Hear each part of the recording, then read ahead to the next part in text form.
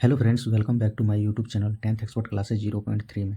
तो चलिए हम लोग आज का सेशन स्टार्ट करते हैं। और आप लोग स्क्रीन पर देख पा रहे होंगे कि आज का जो चैप्टर है वो 3 है और आपका द फर्स्ट फ्लाइट बुक का है, जो पहला बुक है आप लोगों का। ठीक है, उसमें जो आपका स्टोरी अभी होने वाला है वो 2 stories about flying.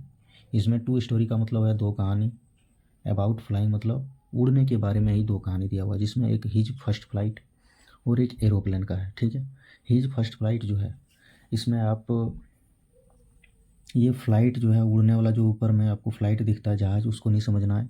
His first flight लगाया, देखिए यहाँ हीज जब लगाया तो इसमें आपका कोई सजीव वस्तु के बारे में चर्चा हो रही है। तो इसमें आपको क्या देखना है कि हीज फर्स्ट फ्लाइट मतलब किसी की उड़ान होगी, जो पहली उड़ान होगी। तो इसमें जो पहली उड़ान है वो किसकी है, तो एक पक्षी की उड़ान है। और वो कौन सी पक्षी है, तो समुद्री पक्षी है, जिसको हम लोग सीगल बोलते हैं। सी होता है समुद्री, गल होता है पक्षी, समुद्री पक्षी सीगल उसी को बोला जाता है। ठीक है, तो ये आप लोगों का कहानी का जो था कुछ इम्पोर्टेंट, जो पहले अब सीगल क्या है नहीं है उसको नहीं समझ लेते तो फिर आप हम बढ़ा भी नहीं सकते थे इसको, तो उसको आप लोगों ने समझ लिया। अब इसमें आप लोग क्वेश्चन नंबर 1 देखिए। क्वेश्चन नंबर 1 में क्या दिया है कि वाई वाज द सीगल अंग सीगल अफ्रेड टू फ्लाई। जो अंग सीगल था वो क्यों डर रहा था उड़ने से। ठीक है, आप लोगों को थोड़ा सा हम पक्षी दिखा दे रहे हैं। ठीक है, आप लोग पक्षी थोड़ा सा देख लीजिए। ये आप लोगों का हो गया यंग सीगल। ठीक है, ये समुद्री पक्षी है। तो यह आपको यंग सीगल हम दिखा दिए। तो वह जो अंग सीगल था, सबसे छोटा सीगल जो था, समुद्री पक्षी था, उसके 2 भाई और एक बहन थी। ठीक है, उसमें ये सबसे छोटा था और ये उड़ नहीं पा रहा था। उसी के बारे में हम लोग कहानी इसमें जानने वाला है। ठीक है, इसमें why was the young seagull afraid to fly, वह उड़ने से क्यों डर रहा था। तो the young seagull was afraid to fly because, ये तो क्वेश्चन ही इतना लिया लिया हुआ है इसमें। बिकॉज मतलब होता है क्योंकि, it was his first flight, क्योंकि उसकी जो थी यह पहली उड़ान थी। वो छोटा बच्चा था, कभी भी उड़ा नहीं था, तो इसीलिए उसमें बोला गया हिज फर्स्ट फ्लाइट, उसकी पहली उड़ान। तो वह यह जो थी उसकी पहली उड़ान थी। And he was scared, scared मतलब होता है डरना, of falling and hurting himself. वह डर रहा था कि कहीं मैं गिर ना जाऊं और मैं खुद को चोट ना पहुंचा लूँ। हर्टिंग मतलब होता है खुद को चोट पहुंचाना। ठीक, फॉलिंग मतलब होता है गिरना, स्कैर्ड मतलब होता है डरना। वह डरा हुआ था कि कहीं मैं गिर गया और मैं खुद को चोट पहुंचा लिया तो। ही थॉट दैट, और उसने सोचा कि his wings would not support him while flying, और उसने सोचा कि कहीं यदि मैं उड़ लिया और यदि मेरे विंग्स होता है पंख, कहीं मेरे पंख यदि मेरे सपोर्ट में नहीं रहा, मतलब मेरा साथ नहीं दिया उड़ते समय, वाइल फ्लाइंग का मतलब होता है उड़ते समय, कहीं साथ नहीं दिया तो फिर गिरना तय है, जिसके कारण वह डर रहा था। ठीक, अब क्वेश्चन है उसमें दूसरा देखिए। ये था आपका क्वेश्चन नंबर 1। क्वेश्चन नंबर 2 देखने से पहले थोड़ा हम लोग 3 देख लेते हैं, क्योंकि इसके बाद उसको देना था, वो पहले दे दिया। क्वेश्चन नंबर 3 में दिया है कि दे वेयर बिकोनिंग टू हिम कॉलिंग श्रीली। इसमें बोल रहे हैं कि वे उसे बुला रहे थे तीक्ष्ण स्वर में। कौन, तो जो उसकी भाई बहन पहले उड़ चुके थे और यह नहीं उड़ पा रहा था डर के कारण, तो वह इसको तीक्ष्ण, देखिए चिड़िया कैसे चिचियाती है, तो उस तरह तीक्ष्ण आवाज़ में उसको बुला रहे थे। Why did seagull father and mother threaten him and casual him to fly. और सीगल के जो माता पिता थे वह क्यों उसे धमकी दे रहे थे और खुशामद कर रहे थे उड़ने के लिए। कैजुअल होता है खुशामद करना, थ्रेटन होता है धमकी देना, धमकाना किसी को होता है, तो वही धमकी दे रहे थे।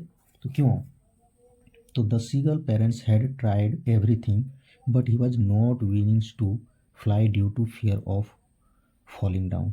उसके माता पिता ने हर तरह के प्रयास कर लिए कि वह उड़े, लेकिन वह अपने डर के कारण, गिरने के डर के कारण वह नहीं उड़ पा रहे थे। He did not make any effort to fly, और उसने वह कोई प्रयास भी नहीं कर रहा था उड़ने के लिए। दैट्स वाई, इसीलिए the whole family had left him. और जब वो उसको देख लिया कि वह नहीं उड़ रहा है तो उसने क्या किया, उसकी पूरी जो फैमिली थी उसको वहाँ अकेले छोड़ दिया। ठीक है, एलोन, अकेला छोड़ दिया। And threatened and casual him to fly, उसे अकेला वहाँ छोड़ दिया और धमकी दी कि तुम उड़ो, उसे खुशामद भी किया।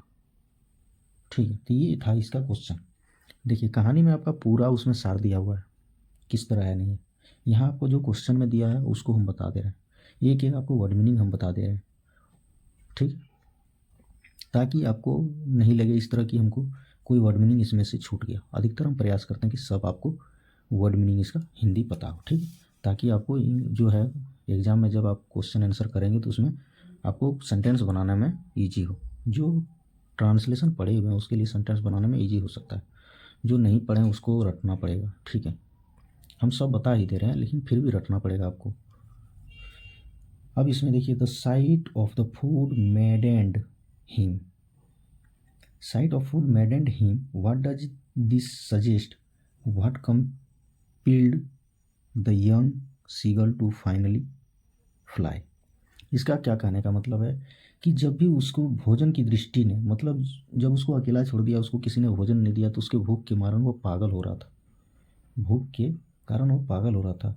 और यहाँ फिर दिया है कि व्हाट डज दिस सजेस्ट, यह किस बात को सूचित करता है, जब उसको बहुत भूख लगा था तो किस बात को सूचित करता है। What compelled the young seagull to finally fly, किस बात ने शिशु समुद्र पक्षी को अंततः उड़ान भरने के लिए बाध्य कर दिया। कहने का मतलब है कि उसको जब बहुत भूख लग गया, उसको कोई खाना पीना वहीं नहीं देने लगा, तो भूख के कारण वो पागल हो रहा था। और यह किस बात को सजेस्ट कर रहा था कि वह अब अंततः बाध्य होकर उड़ी, जिसके कारण ये सब उसकी फैमिली ने किया। The young seagull was very hungry, वह जो छोटा समुद्री पक्षी था, सबसे छोटा, वो बहुत ही भूखा था। सो दैट, ताकि उस समय, so that moment he saw the food he was desperate to eat, जब उसने भोजन को देखा तो वह बहुत दुखी हुआ उसे खाने के लिए। डिस्परेट, एग्रेसिव हुआ एक तरह से कि हमको भी खाना है क्योंकि हम भी भूख से तड़प रहे हैं। It was this hunger that ultimately compelled the young seagull to finally fly, उस भूख के कारण अल्टीमेटली, अंततः उसे, compelled the young seagull to finally, अंततः उसे अपनी उड़ान भरनी पड़ी, और उड़ान भरने के लिए वह बाध्य हो गया। तो ये आप लोगों का क्वेश्चन, 3 क्वेश्चन था जो आप लोगों के बुक में दिया हुआ है, ठीक है। और इधर जो है आप लोगों का इसमें शॉर्ट आंसर क्वेश्चन कुछ इसमें भी थोड़ा 1-2 दिया हुआ है। आप लोग तब तक इसको 3 आप लोग याद कीजिए इसको बढ़िया से, ठीक है। ये 3 क्वेश्चन आप लोग देख लीजिए बढ़िया से, इसको लिख के आप लोग याद कीजिए। और इसमें बनाने की ज़रूरत नहीं है, बहुत अच्छी तरह से इसमें बेहतरीन तरीके से दिया हुआ है। कोई इसमें बड़ी चैलेंजिंग वाली इसमें कोई वर्ड है नहीं, ठीक है। तो इसको आप लोग ईजिली इसको याद कर सकते हैं, ठीक है। तो अब हम लोग जो है शॉर्ट आंसर क्वेश्चन के लिए जो इसका थोड़ा अलग से भी कुछ क्वेश्चन बनता है, उसको हम लोग करने के लिए अब नेक्स्ट वीडियो में पढ़ेंगे, ठीक है।